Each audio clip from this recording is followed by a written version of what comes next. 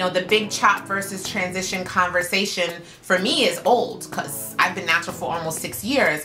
But if you're going natural today, you need this. And I get that. So if you want to transition, that's totally fine. Like, there's nothing wrong with that.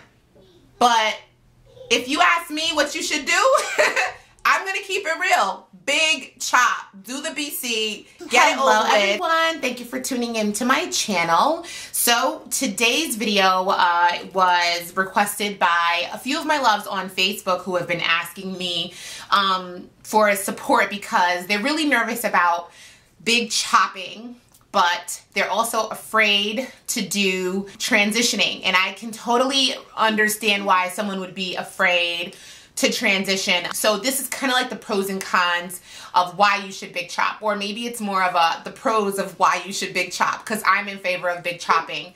Like my loves that have been asking me whether they should big chop and transition, I contemplated which one to do, but only for like 3 days.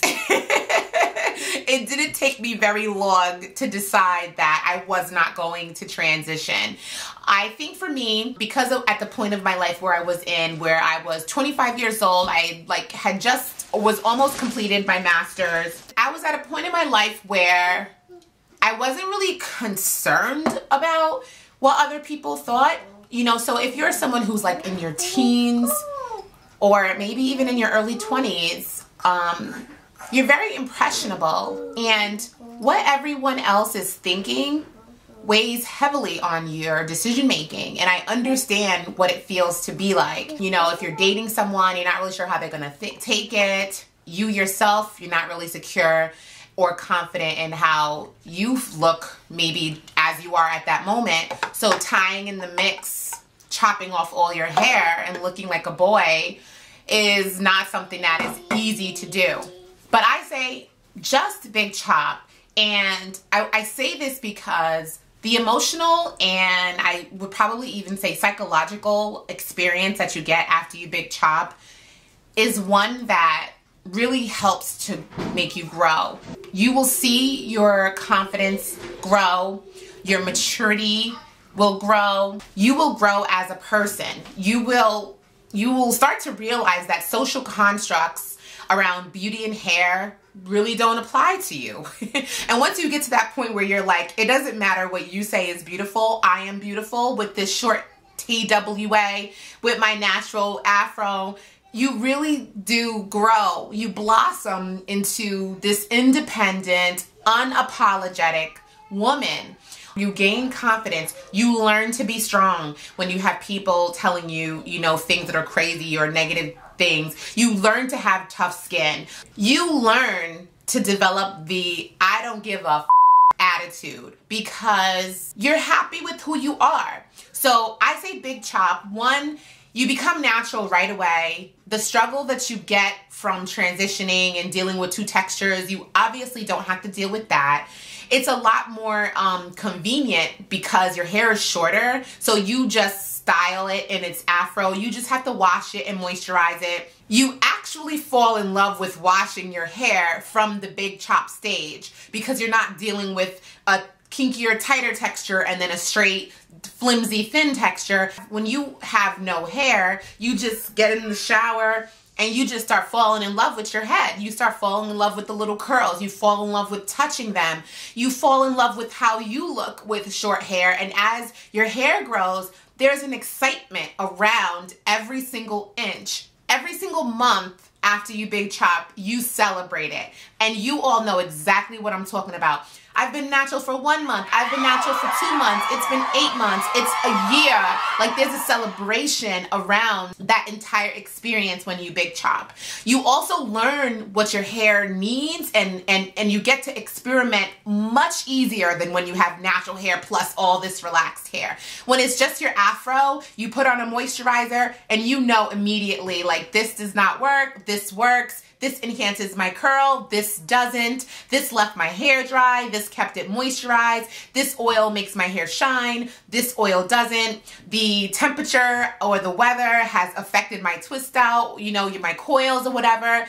You also get an opportunity to like become a stylist. You become your own stylist because you're learning how to manage your hair every inch of the way. I can respect and appreciate anybody's journey, but I truly believe that if you have the opportunity right now today to be natural, I would never waver from saying big chop. And I've actually been the mastermind behind so many people big chopping. A lot of people who watch my videos tell me because of all the information that I have, they felt confident to big chop because they had so much information. I've been tracking and chronicling my journey for 6 years. So everything from my big chop to now, people can see and they can watch. And when I see people in person who are transitioning and they've made the decision to no longer get a relaxer, but it's only been like a month or two, which is that normal time between your relaxer and your touch-up, they're usually not sure what to do next. And I know how that feels because when I was deciding on what to do, I was at that point where it was like, should I go and get another relaxer or should I just stop? Should I just chop off my hair now or should I wait it out a little bit? And I know how challenging it is to take care of hair once the 8-week period has passed. I know how difficult it is managing those thicker, kinkier roots over the longer, straighter hair that's a lot easier to manipulate. And I did not want to have that experience where I was discouraged because now I'm going on week 10 and week 15 or week 20 and I'm struggling because I don't know what to do. My hair is breaking off. The roots are so dry. The ends are so oily. The styles that I like a wrap or a ponytail, don't look good because my roots are so thick. I didn't want to have that experience and then feel defeated and discouraged and then just say to hell with it and just, go get a relaxer. So when I meet women who are at that point where it's like sort of kind of borderline frustration, not exactly sure what to do, I tell them, just big chop. Don't be afraid. Your hair is going to be longer than that in a year. Like literally 12 months from now, your hair is going to be longer than that. And it's going to be way healthier. And it's going to be way fuller and it's going to be way thicker. And you're going to love your hair even more as soon as you big chop. It may not be the minute you big chop. I think we all have that period of time where we're not exactly sure what the heck we just did. We're not really feeling as beautiful as we thought we may have. And maybe that doesn't happen for you instantaneously because I know for me, I fell in love with it right away. And then it took a couple of weeks before I had that moment where I was just like, what do I do? But I think for the most part, at some point, it may be a day, it may be a week, it may be a month, you will have that period of time where you're not exactly sure about how you feel about yourself. And that insecurity comes from society. I'm telling you, when you go outside and you see everybody else with long hair, you just big chopped, those impressions are impacting your views of yourself. When you open up magazines or you're on Instagram and Facebook or you are going to work in the morning and you see people or you're watching TV, those images remind you of what your hair used to look like and they do play on you even if you're not really thinking about it. These things are happening, unconsciously. So I get that. But once that passes, I don't know many people who have gone natural either way, big chop or transition,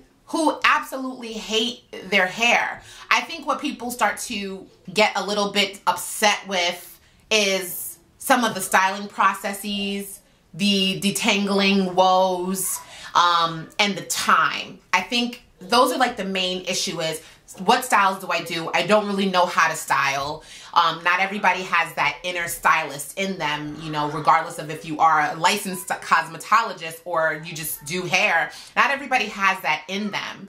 And then detangling is an issue for a lot of people. It's hard. It's not easy, even though people like myself and maybe your friends and family have gotten their detangling skills on point. It isn't easy for everybody. And then the time, if you used to take throughout an entire week, maybe 2 hours, and now you're spending 2 hours every day, that's a lot. It can break anybody. I totally understand that. Aside from that, those are things that people have to deal with that because of lifestyle and whatever other situations you have going on make you not so happy with your natural hair experience, but it's not their hair that they're unhappy with. It's not who they are as a natural person that they are unhappy with. And I'm hoping that my advice and suggestions are really helpful to you and are making you think about what you want to do. And I'm going to once again just say, if you want to transition,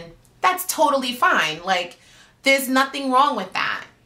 But if you ask me what you should do, I'm going to keep it real. Big chop. Do the BC. Get it over with. Join us natural ladies right now and become a curl friend, like right now, today.